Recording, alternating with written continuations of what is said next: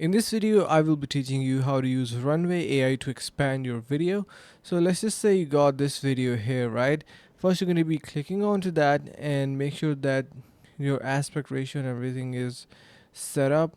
You can adjust the video, prompt, and image that you provided it. So what you can do else is basically you can see we have this prompt over here, and if you want to expand it, what you need to do is simply rewrite your prompt and tell it to expand your video. So as of now, there is only this option. You can see where's the expose as well, and yeah, to expand you're gonna be writing in here in the brackets that expand the video. So make sure that you're on a proper plan. So once you type in there, it is going to be giving you the best results.